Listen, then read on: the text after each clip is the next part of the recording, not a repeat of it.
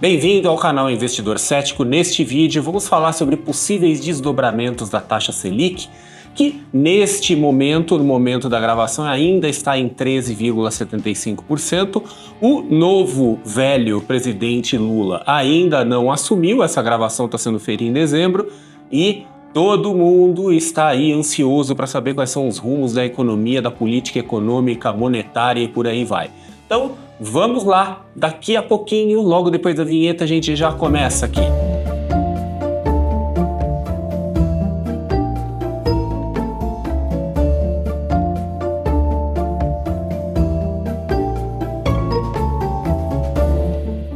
Então, estamos aqui com a nossa dose periódica de ceticismo associado às finanças, à economia, tudo mais. E é possível que a taxa Selic vá a 15% ou acima? Quem aqui já é frequentador do canal e já é mais ou menos familiarizado com essa mistura de finanças com pensamento crítico, já sabe que é possível, é claro que é possível, até porque o mercado financeiro ele é não determinístico e ele não é governado pelas leis naturais.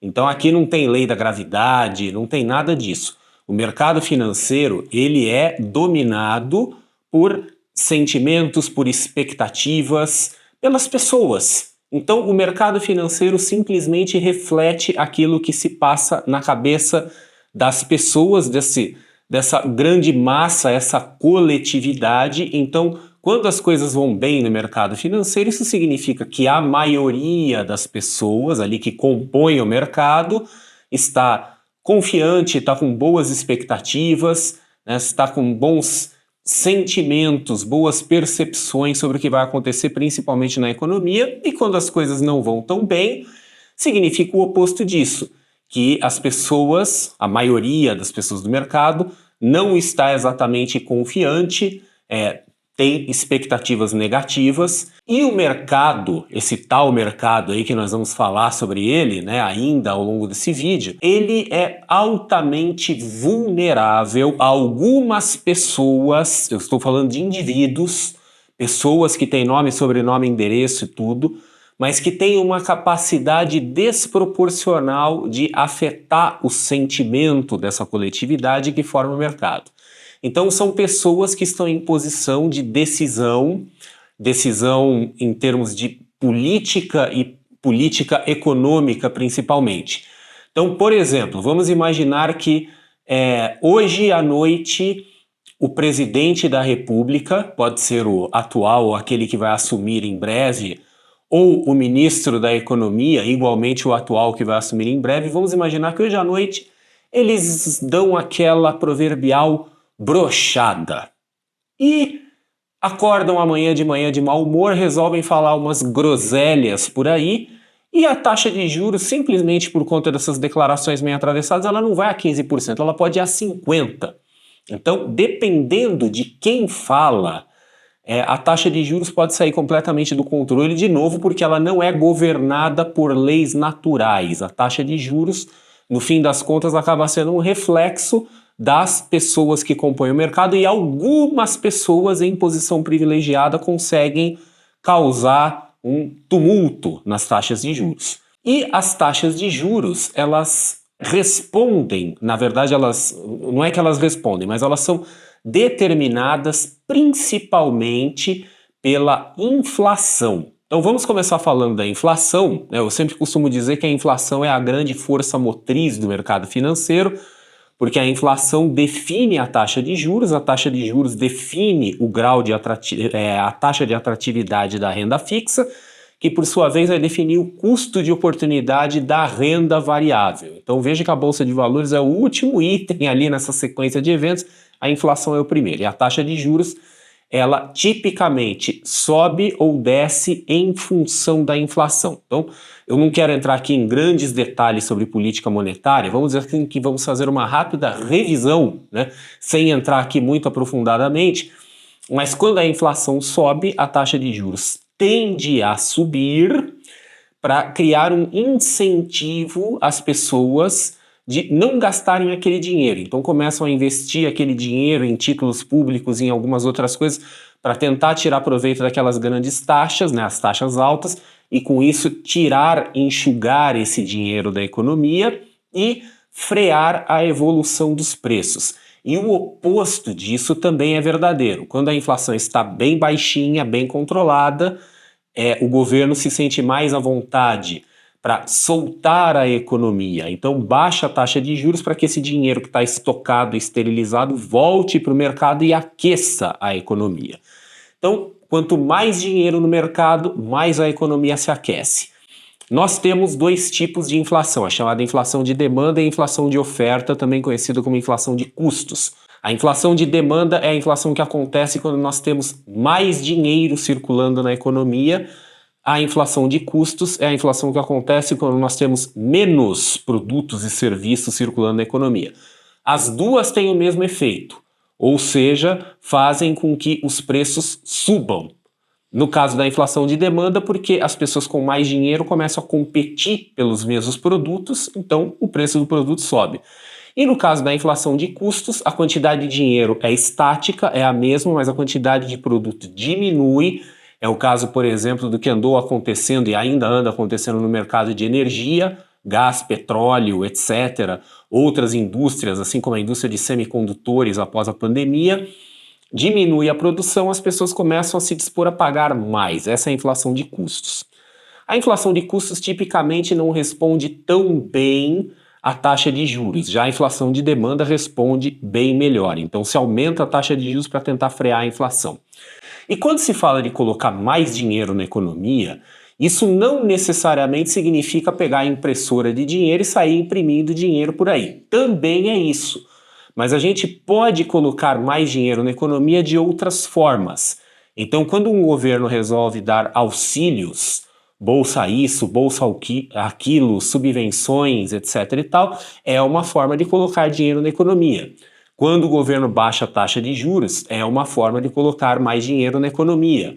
Quando o governo resolve dar subvenções e incentivos fiscais diversos, é uma forma de colocar mais dinheiro na economia. Então vejam que essas coisas são conflitantes. Se a gente tem de um lado um governo que está tentando colocar dinheiro na economia, dar benesses, ajudar as pessoas, e do outro lado nós temos uma autoridade monetária que está tentando frear a inflação, nós temos um conflito. E aqui no Brasil nós temos uma situação que pode desencadear esse tipo de conflito. Por quê? Porque o governo que vai assumir está tentando passar aí no legislativo uma série de medidas que vai permitir dar benesses, subvenções, etc. e tal, enquanto nós estamos num cenário inflacionário contracionista, onde o Banco Central, que é a autoridade monetária, está tentando segurar a inflação via aumento de juros. O Banco Central brasileiro se tornou autônomo bem recentemente, nos últimos anos. E nós estamos no primeiro mandato deste Banco Central autônomo brasileiro, então o presidente do Banco Central agora ele é indicado pelo presidente no meio do mandato do presidente. O presidente Lula, que vai assumir, vai ter que engolir aí por pelo menos 2 anos um presidente do Banco Central que não foi ele que indicou. Ele pode eventualmente, como líder do governo, né, como a figura máxima do governo, ter um excelente relacionamento com o presidente do Banco Central que representa a liderança da autoridade monetária. Mas isso não necessariamente precisa acontecer, então assumindo que essa autonomia do Banco Central seja para valer, os dois lados podem eventualmente entrar em conflito. E isso pode bagunçar um pouco as coisas em termos de taxa de juros. Vamos ver um caso real em que isso aconteceu recentemente, não no Brasil, mas na Inglaterra. A Inglaterra, então, teve recentemente uma primeira-ministra, Liz Truss, e que se tornou famosa, vai entrar para a história na Inglaterra por ter sido a mais rápida passagem de um primeiro-ministro, ali um chefe de governo na Inglaterra. Foram 45 dias, foi uma passagem considerada já como uma coisa absolutamente desastrosa. E o principal motivo, teve mais de um, mas o principal motivo que levou a primeira-ministra Liz Truss à renúncia após 45 dias foi exatamente um conflito desses entre querer gastar de um lado o governo querendo gastar, e do outro lado a autoridade monetária tentando segurar, porque a Inglaterra, como o resto do mundo, Europa, Estados Unidos, chegou em níveis recordes de inflação, e o Banco da Inglaterra, que é o equivalente ao Banco Central inglês, tomou medidas, aumentar a taxa de juros, tentar aplicar mais contração ali na moeda, e o Banco Central inglês, ou Banco da Inglaterra, é um exemplo de banco central autônomo e independente, histórico, tanto que ele é usado como case em estudos no mundo todo. Olha, o Banco Central inglês, né, o Banco da Inglaterra, é um exemplo de autonomia do Banco Central, uma instituição secular e que há muito tempo tem a sua autonomia de decisão e se coloca como contraponto ao governo. Então fica aquela coisa, o governo quer gastar de um lado, a autoridade monetária quer segurar, principalmente porque sabe que a inflação, que é consequência da gastança, acaba punindo exatamente as pessoas mais pobres. Então, quando se fala, vamos gastar para ajudar as pessoas mais pobres, a gente faz isso sob o risco de acelerar a inflação, que pode causar um dano ainda maior às pessoas mais vulneráveis. Sempre lembrando, o Brasil é um dos países mais desiguais do mundo. E essa desigualdade do Brasil, ela foi em grande parte acentuada no período de hiperinflação dos anos 80 e 90. O Brasil nunca foi exatamente um país muito igualitário, mas houve essa aceleração da desigualdade por conta da inflação. Porque a inflação tem essa característica de punir as pessoas mais pobres, assalariados, pensionistas, que não têm muitos meios de se proteger da inflação, e as pessoas mais ricas, que conseguem se proteger, tipicamente são empresários, repassam o preço para os consumidores, acabam também empobrecendo, mas em termos relativos ficam mais ricas. Então a inflação tem essa característica de acentuar a desigualdade. Por isso que a autoridade monetária e governos, de uma forma geral, se preocupam muito com a inflação, mas no curto prazo, às vezes o governo quer dar aquela empurrada na economia. Foi o que aconteceu na Inglaterra. O governo, de um lado, então, começou a dar uma série de benesses, incentivos fiscais, etc., enquanto o Banco da Inglaterra tentava segurar. Então, aquela situação, né, em que a pessoa está dirigindo o carro e pisando no freio e no acelerador ao mesmo tempo. No caso, o governo pisando no acelerador, o Banco Central no freio. Isso gerou uma brutal, enorme, absurda crise de confiança contra o governo da Inglaterra, teve impactos no mercado financeiro e acabou criando a situação insustentável que levou a primeira-ministra Liz Truss à renúncia. Aqui no Brasil nós temos uma situação potencialmente semelhante, talvez não com esses desfechos dramáticos que aconteceram na Inglaterra, mas nós temos um governo que já está sinalizando que quer gastar e um banco central que está sinalizando que quer segurar os gastos. Se o governo chutar o pau da barraca na gastança, isso vai levar a uma aceleração da inflação. E o Banco Central, que hoje é autônomo, assumindo que vai manter essa autonomia, vai ser um grande teste para a autonomia do Banco Central, eventualmente vai subir os juros se perceber que a inflação está subindo. E isso é muito importante ressaltar, porque simplesmente fazer gastança por si só não significa nada. A gastança tem que se refletir em aceleração da inflação. Às vezes a economia pode estar tão deprimida, que o governo vai lá, dá uma série de incentivos e por aí vai, e a inflação pode não acelerar. Essa é uma possibilidade. Isso levaria o Banco Central a não tomar nenhuma medida. Mas se essas medidas de incentivo à economia levarem a uma aceleração e o Banco Central honrar a sua posição ali de autonomia, um aumento de juros se torna uma coisa extremamente plausível. Uma outra coisa que pode levar ao aumento de taxa de juros é confiança. A gente sabe então que o principal fator é a inflação, mas tem o fator confiança e percepção de risco do governo. Quando que a percepção de risco aumenta? Aumenta quando a gente vê, por exemplo, o comprometimento da política fiscal e quando a gente vê discursos e posicionamentos hostis ao mercado financeiro, coisa que a gente tem visto um pouco por aí, infelizmente. Então, quando começa aquela coisa, vamos priorizar o povo ao mercado, né? Porque o mercado isso, o mercado aquilo, a primeira coisa que tem que vir na nossa cabeça é assim, o que é esse tal de mercado? Quem é mercado? Porque, ao menos no meu entendimento de mercado financeiro, Qualquer pessoa que tem aí alguma atividade econômica faz parte do mercado financeiro. Formalmente falando, quem faz parte do mercado financeiro são as instituições financeiras, as autoridades financeiras e aquelas pessoas e empresas que são equiparadas para fins de fiscalização, etc., na instituição financeira. É o meu caso. Eu sou um analista de valores imobiliários, né? Eu sou sócio de uma empresa de análises financeiras. Então, formalmente, eu faço parte do sistema financeiro nacional. Quando se fala assim, o mercado, eu sou parte do mercado, eu sou parte do mercado. Só que eu vou contar uma coisa para você. Ninguém nunca me perguntou o que eu quero. Ninguém nunca perguntou qual que é o seu desejo, o que você quer. Porque o pessoal fala assim, porque os desejos do mercado, a vontade do mercado, eu não sei, para mim ninguém nunca perguntou. E eu sei, por conta dos meus pares, das outras pessoas, meus colegas, que os nossos desejos são muito diferentes. Então, quando vem alguém e fala do que o mercado financeiro deseja, eu tenho dificuldade de entender exatamente do que se está falando, porque o mercado financeiro não tem um desejo. O mercado financeiro não é uma entidade, é um bando de gente.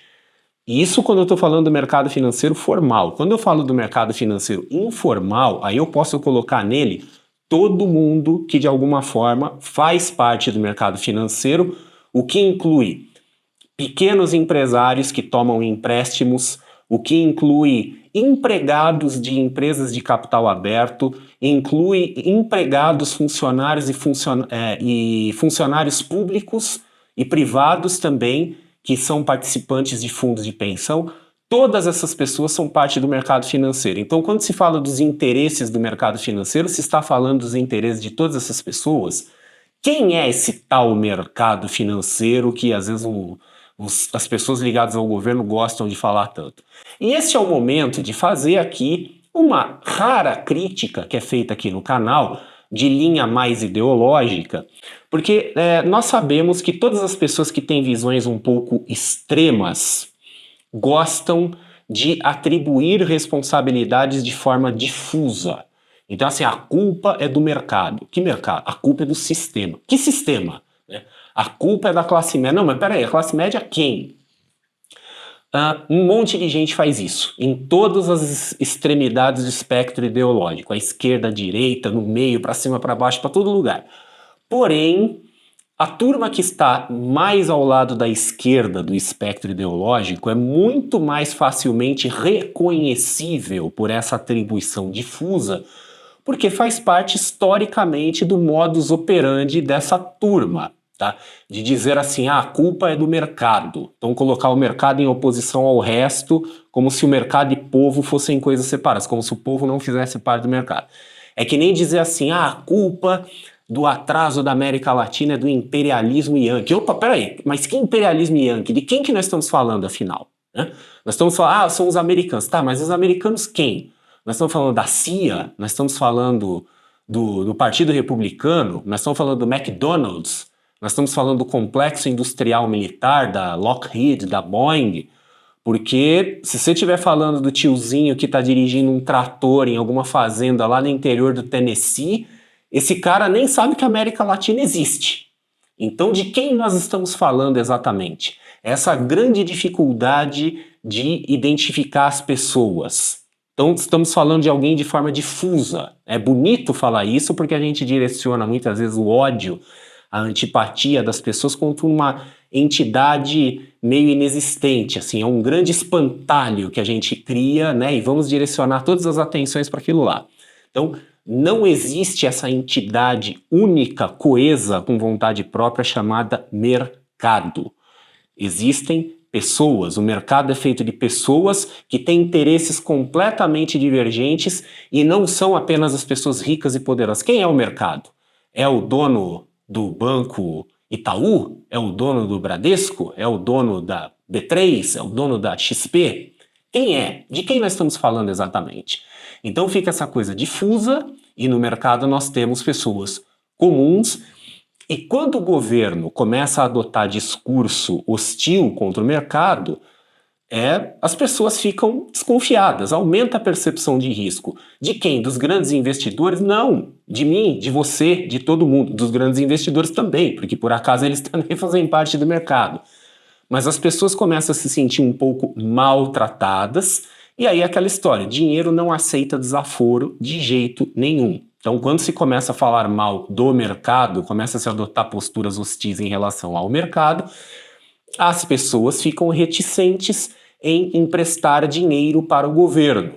E por que o governo pega dinheiro emprestado? Né? Lembrando aqui, revisãozinha básica de política monetária. O governo pega dinheiro emprestado ou para fazer política monetária, né, para controlar a taxa de juros, ou para pegar dinheiro para financiar a si próprio.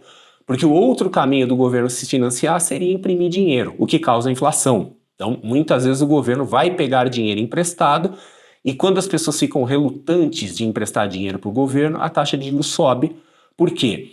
Se for para eu emprestar para um governo que está me hostilizando, que está falando mal de mim, então eu quero receber mais. Eu não quero ser maltratado. Você quer ser maltratado? Olha só, nós estamos chegando no final do ano. Estamos chegando aqui naquela época de Natal, de Ano Novo. E eu sei, né, que a gente tem aquela visão idealizada da família, que aparece ali no comercial de Peru, né, essas coisas todas de Chester, todo mundo junto, confraternizando, mas a gente sabe que a realidade de boa parte das pessoas não é assim. Muita gente se odeia e só está junto ali nessas datas comemorativas por conta de uma enorme pressão social. Tem gente que nem vai. Por quê? Porque é maltratado, porque é hostilizado. Significa que a pessoa é expulsa de casa? Não. Mas vai lá, vai com a família, aí fica aquela coisa, o cunhado fica fazendo piadinha idiota, o primo fica dando aquelas alfinetadas por causa de alguma coisa que aconteceu lá na infância, e aí a mãe critica não sei quem, então fica aquele clima horroroso, você quer ir embora dali. É mais ou menos a mesma coisa quando o governo fala mal do mercado. O governo pode não estar fazendo concretamente nada, não vai fazer confisco, não vai fazer nada demais. Mas o simples fato de ficar dando declarações hostis, agressivas, gera desconforto e faz com que a pessoa não queira estar naquele ambiente. E fala, ó, já que é assim, eu vou levar meu dinheiro para algum lugar onde ele seja melhor tratado. E isso, obviamente, pode levar a taxa de juros a subir, não por uma questão de política monetária, ou seja, não por causa da inflação diretamente, mas porque as pessoas ficam relutantes em emprestar dinheiro para o governo que precisa daquele dinheiro para o seu próprio financiamento, não é só para segurar a inflação, precisa para usar para suas coisas. Então, esses dois cenários que eu pintei, e que são cenários bastante plausíveis, um de conflito entre presidência e Banco Central, como aconteceu na Inglaterra, no caso ali, primeiro-ministro versus Banco Central, né, isso pode levar ao aumento de taxa de juros. No caso da Inglaterra, o desfecho foi ainda mais dramático, levou à queda do gabinete. E quando o governo começa a adotar discursos e posturas hostis ao tal mercado, essa entidade que ninguém sabe quem é, né, quem fala isso, as pessoas que estão falando do mercado, não sei, elas devem saber. Eu até hoje estou tentando descobrir de quem que eles estão falando. Será que é o Walter Mercado, finado Walter Mercado, ligue já, né? Não sei. Se alguém aí souber quem é esse tal de mercado, por favor me conta, porque eu estou há anos e anos tentando descobrir quem é essa entidade aí, essa entidade mítica, né? Mas adota-se esse discurso hostil contra um tal mercado, que na verdade é uma coletividade que inclui inclusive pessoas comuns, e isso espanta as pessoas, isso aumenta a percepção de risco das pessoas e leva naturalmente à taxa de juros. Então, para a gente fechar esse vídeo aqui, um cenário de aumento de taxa de juros é absolutamente plausível. Obviamente, estamos todos torcendo pelo melhor, ou pelo menos eu estou, esperando que as coisas se mantenham sob controle, que o clima ruim passe, que a poeira abaixe e que as coisas retomem o seu rumo, peguem aí um bom caminho, que a gente tenha um mínimo de controle fiscal no Brasil e que o Banco Central não precise botar o pau na mesa e lembrar todo mundo, eu sou autônomo, eu vou botar ordem nessa bagunça aqui. Que tudo funcione em harmonia, que tudo dê certo, que a inflação comece a baixar, já está baixando, mas que seja um caminho consistente e quem sabe a taxa de juros volta a baixar. Mas é aquela coisa, é esperança. Talvez esteja tomado aqui pelo espírito natalino e o típico otimismo de final de ano, começo de ano novo. Mas, de novo, ressaltando, um cenário de aumento de taxa de juros é sim plausível, definitivamente é possível. E é isso aí, espero que você tenha gostado desse vídeo. Não se esquece de se inscrever no canal, acionar os sinos das notificações, deixa seu comentário, né? Dá o seu like aí se você gostou e a gente se vê no próximo vídeo.